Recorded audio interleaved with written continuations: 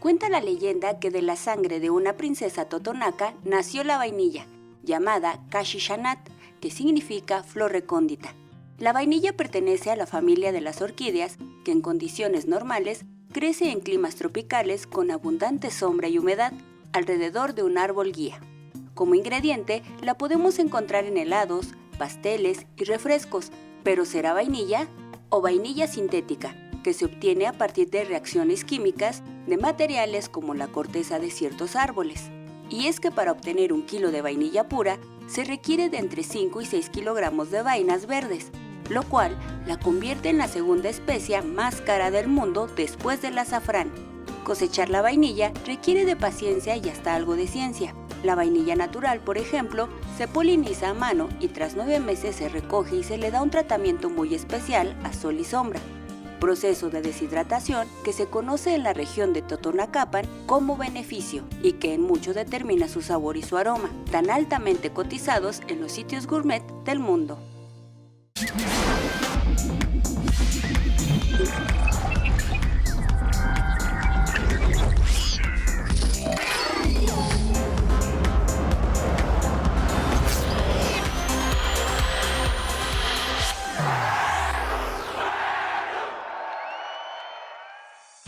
Por su aroma exquisito y su sabor inconfundible, la vainilla es una planta trepadora bastante bien cotizada en todo el mundo, con usos en confitería, chocolatería y cosmética, entre varios más.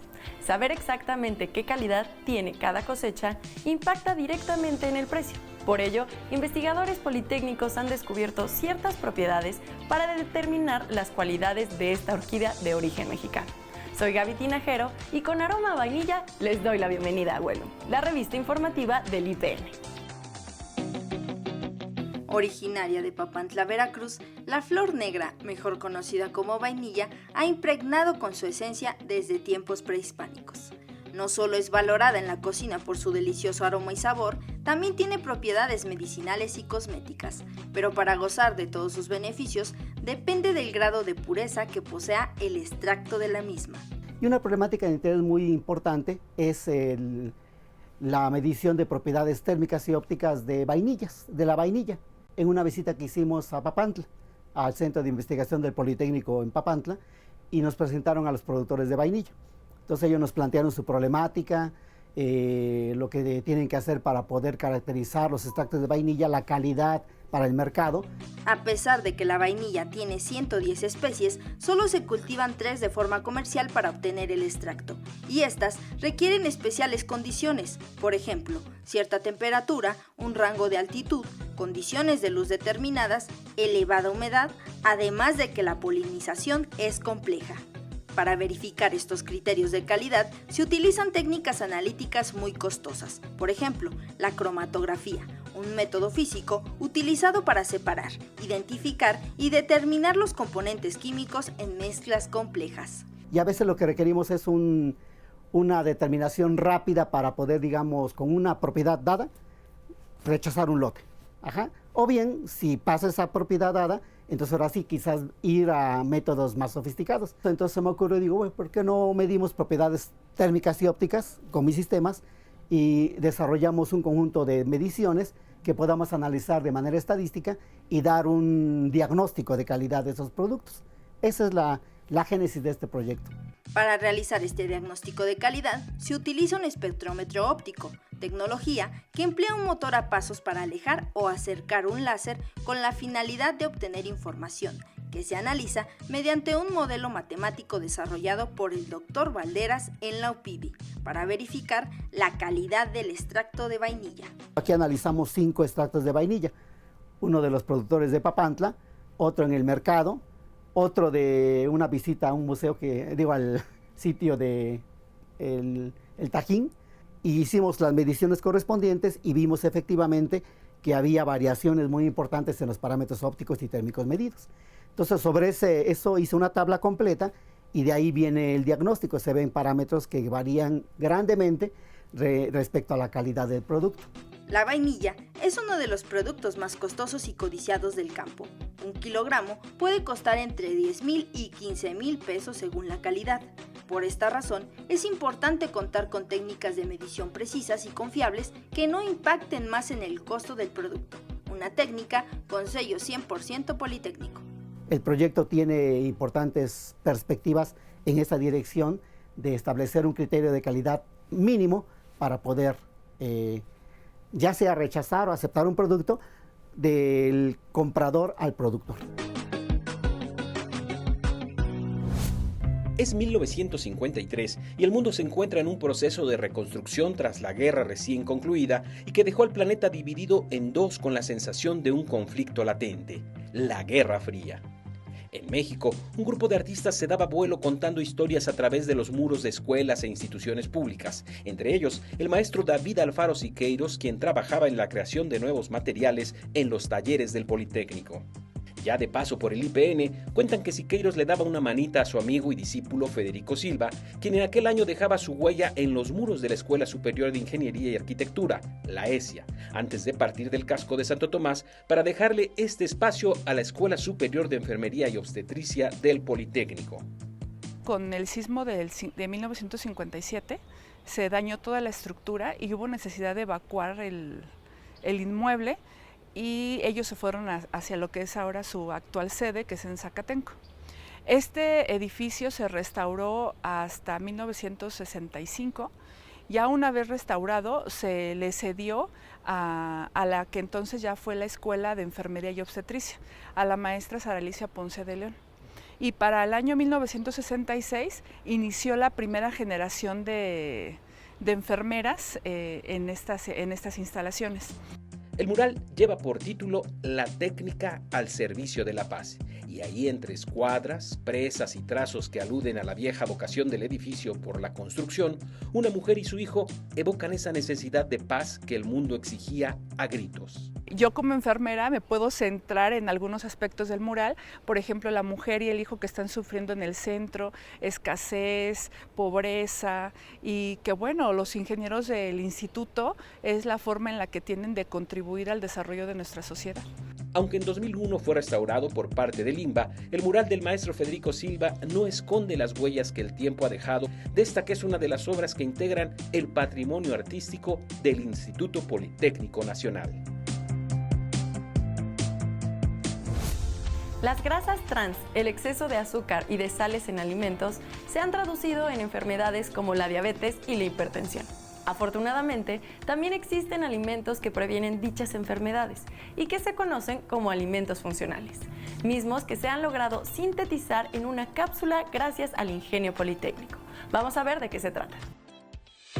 La célebre frase, que tu medicina sea tu alimento y el alimento tu medicina, atribuida a Hipócrates, refleja la importancia de una buena alimentación en la prevención de enfermedades.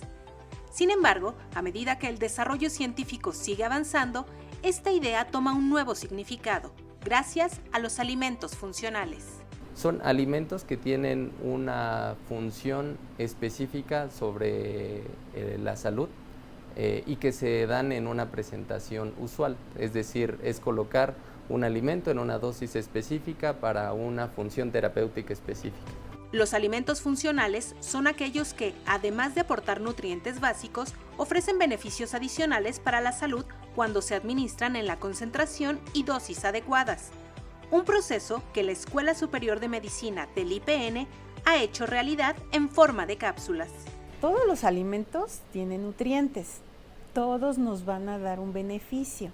La diferencia con el alimento funcional es que lo tenemos que dar en una cantidad determinada, durante un tiempo determinado, para que sirva similar a un medicamento sin que tenga los efectos tóxicos o efectos secundarios. O algunos otros alimentos funcionales como los probióticos los podemos prescribir en forma de una jalea, una mermelada. Bajo el liderazgo de la doctora Olivares, en casi 2 décadas de investigación, los científicos del IPN han comprobado la eficacia de los alimentos funcionales para combatir la resistencia a la insulina, una alteración asociada a múltiples enfermedades crónico-degenerativas.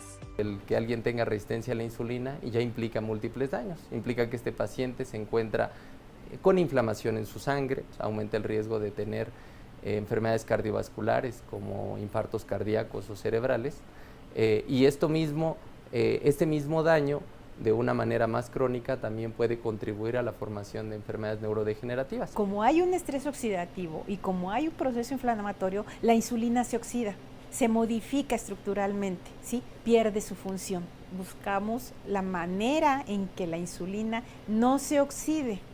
El salvado de arroz, ajo, cúrcuma, pimienta y cocoa son ejemplos de alimentos funcionales probados a nivel clínico, y algunos de ellos incluso ayudaron a salvar vidas en un grupo de pacientes hospitalizados durante la emergencia por COVID. De los pacientes que dimos cúrcuma y cocoa durante toda su estancia, ninguno murió, comparado con el 30% del grupo control. Además, se redujo la estancia hospitalaria. Aunque los alimentos funcionales en cápsula no están diseñados para sustituir los tratamientos farmacológicos, gracias al talento politécnico, son una excelente opción natural en el camino hacia una vida más saludable.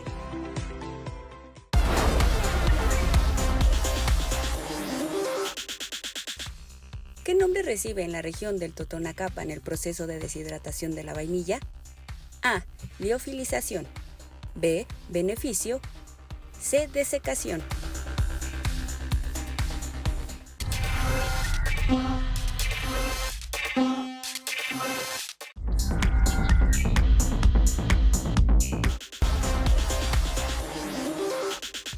¿Qué nombre recibe en la región del Totonacapan el proceso de deshidratación de la vainilla? La respuesta correcta es beneficio. Dicho procedimiento de secado y deshidratación es una actividad fundamental en la cadena de producción y consumo de la vainilla, que asegura su éxito en el mercado nacional e internacional. Tras la cosecha, las vainas pasan por una etapa de curado y luego son puestas al sol un determinado tiempo. Posteriormente, se pasan a la sombra y así varias veces al día durante cierto tiempo. Y como diría el clásico, ahí está el detalle, pues solo los beneficiadores conocen el tiempo y el momento exacto de estos movimientos que benefician a la vainilla. Del beneficio depende que las vainas desprendan su perfume y adquieran un color chocolate, a lo que se suman factores como la zona geográfica donde se siembra, las condiciones climáticas y la alimentación de la orquídea. Todo el mundo habla de la kombucha, una bebida que se crea a través de la fermentación de un té que integra toda una colonia de microorganismos, nutrientes y enzimas de consistencia gelatinosa que ha demostrado ser una aliada importante del organismo humano.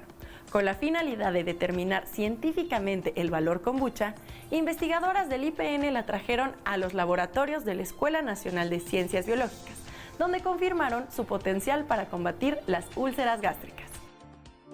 Conocido como el té de la inmortalidad, la kombucha, una bebida burbujeante que se elabora a partir del fermento del té negro, es apreciada por sus efectos curativos en todas las culturas. Investigadoras de la Escuela Nacional de Ciencias Biológicas del Instituto Politécnico Nacional han encontrado sus efectos terapéuticos para la atención de la gastritis, una enfermedad que afecta al 70% de la población mexicana, de acuerdo con los datos del Instituto Mexicano del Seguro Social.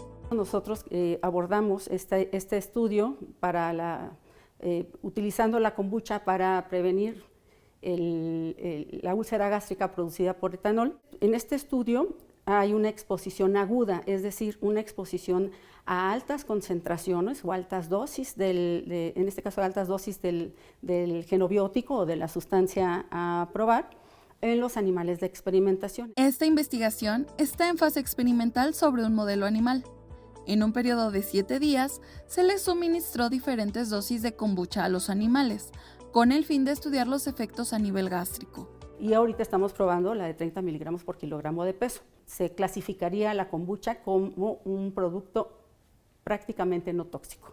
A fin de evitar que la bebida pierda sus efectos curativos, las investigadoras sugieren consumir la bebida sin rebasar los 7 días de fermentación. La kombucha tiene un sabor suave, un poco avinagrado y dulzón, semejante a una sidra o a un tepache. Entonces, si dejamos más tiempo, se deja más tiempo la fermentación, pues va a estar mucho más avinagrado. Y ya el sabor, ¿no? Esa palatabilidad, pues ya no va a ser buena para el consumidor.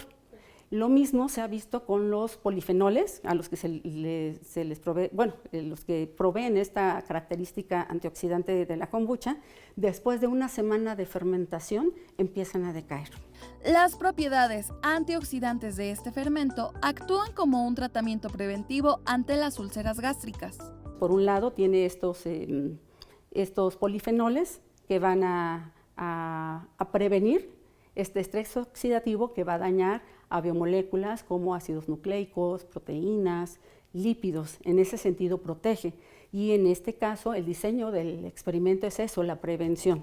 Consumir prebióticos y productos fermentados como la kombucha inhiben el crecimiento de bacterias como el Helicobacter pylori, causante de enfermedades digestivas como la gastritis. Con este tipo de investigaciones, los politécnicos ofrecen una alternativa sana, nutritiva y orgánica que mejora nuestra salud. La forma de administrar el patrimonio natural de un país define el principio de la economía ecológica, un concepto que parte del análisis de la producción y consumo de los bienes naturales de una nación y que hoy en día marcan el equilibrio entre el bienestar de ciertas comunidades y el desarrollo de un país. De esto también se ocupan los investigadores politécnicos que colaboran en el Centro de Investigaciones Económicas, Administrativas y Sociales, el CIECAS. La naturaleza aporta a la humanidad la mayor parte de la riqueza material y, por lo tanto, de ella depende el crecimiento económico. El ser humano, que dice crear productos, solo es responsable de transformar el patrimonio natural en insumos y bienes. Poner sobre la mesa la pertinencia de una economía ecológica es también una prioridad entre politécnicos y esto ocurre en el Centro de Investigaciones Económicas, Administrativas y Sociales, el CIECAS. Necesitamos de la naturaleza para todo lo que nosotros usamos como sociedad. Es decir, no se puede construir materia de la nada. Entonces vamos a la naturaleza, extraemos, transformamos, quitamos, y eso tiene consecuencias. El resultado de este hábito de transformar y producir sin control a nivel mundial ha generado un déficit ecológico a nivel de la naturaleza a la cual no le da tiempo de regenerarse. A esto se suma la destrucción y la privatización de los recursos. Un ejemplo: el agua es un elemento que en muchos países se ha privatizado y se ha dejado al mercado cuando nosotros como especie, como seres humanos que tenemos una vida, no podemos sobrevivir sin este valioso líquido. Ante el impacto ambiental generalizado, la economía ecológica propone un crecimiento económico que respete los límites naturales de los recursos de la tierra. Sí es posible aplicar una economía ecológica con la contribución de todos los ámbitos, el político, el económico y el social. O sea, sí se puede empezar a hacer las cosas diferentes y de todas formas lo vamos a tener que hacer. La economía ecológica busca que como sociedad transformemos nuestra manera de producir, consumir e interactuar con los ecosistemas y especies, priorizando la satisfacción de necesidades básicas. Que es uno de los objetivos de la Agenda 2030, terminar completamente con la pobreza. Y esto no es posible porque la lógica de producción económica es la acumulación, no es la satisfacción de necesidades de las personas que las tienen. Recientemente, la doctora Mara Rosas publicó un libro en colaboración con colegas economistas ecológicos en el que abordan esta temática. La obra está disponible de manera gratuita en la página de la editorial Comunicación Científica. Pretendimos los autores que fuera algo accesible para la gente, que cualquier persona que lo quisiera leer lo pudiera entender. Queremos que sea un libro de difusión, no solamente un libro para economistas. Para el escritor Ernest Hemingway, ni la lealtad del perro se comparaba con su afinidad a las letras y así lo dejó escrito en la frase: jamás habrá amigo más fiel que un libro. Y qué mejor oportunidad para hacerse de unos cuantos amigos bien empastados y de diversas editoriales que en la 41ª Feria Internacional del Libro del Instituto Politécnico Nacional. Me ha encargado que pongamos a las manos de los alumnos, de los investigadores, de los profesores, pues toda la parte editorial de todas las editoriales, tanto nacionales como internacionales, para llevar a buen puerto la educación en México. Escritores como Virginia Woolf, Charles Dickens y William Shakespeare estarán más cerca que nunca de los lectores mexicanos, pues el Reino Unido será el país invitado. Traemos varias editoriales de Reino Unido que son muy importantes mencionar. No quisiera yo omitir, pero puede venir Oxford, Cambridge, que estar con nosotros. Traemos más de 70 editoriales que están ya con nosotros ya desde hace mucho tiempo. Entre 70 y 80 editoriales, las más representativas. No me gustaría omitir alguna, pero podemos hablar de McGraw-Hill, Porrúa, Océano, Winbook, las más representativas. Año con año, el objetivo de esta feria es llevar a cabo acciones enfocadas a la promoción y fomento de la lectura en nuestro país. Por ello, además de libros, se ha programado una serie de conferencias, conciertos y numerosas actividades para todas las edades en torno a la buena costumbre de la lectura. No se pueden perder esta 41 edición de la Feria Internacional del Libro 2024. Van a encontrar grandes emociones. Es del 30 de agosto al 8 de septiembre. Es en el decanato que está ubicado en el casco de Santo Tomás. Ahora es una nueva sede que creo que va a ser de gran ayuda para ahora todos los compañeros que están en el casco. No se la pierdan. Cuando hablamos de inteligencia artificial y nanopartículas, a veces resulta complejo entender cómo actúan estas tecnologías a nivel imperceptible para el ser humano. Pero cuando los resultados se presentan a la vista, por ejemplo, en la curación de una herida profunda, gracias a la intervención de estas herramientas, todo cobra sentido, tal como nos lo demuestra el desarrollo de un parche inteligente, desarrollado en el Centro de Investigación en Ciencia Aplicada y Tecnología Avanzada, el CICATA Morelos. Una de las funciones de la piel humana es proteger al cuerpo de la intromisión de microbios y bacterias. Por eso, cuando ocurre una cortadura o una herida punzante, el propio cuerpo va a actuar de inmediato para reparar la piel abierta a través de un proceso que arranca con una reacción vascular, la coagulación e inflamación. Sin embargo, y dependiendo de la profundidad de la lesión, la posibilidad de una infección siempre es latente. Desde que nos podemos hacer una herida y no tenemos a la mano herramientas para lavarla y sanitizarla de manera correcta, pues pueden venir infecciones que a veces se hacen crónicas.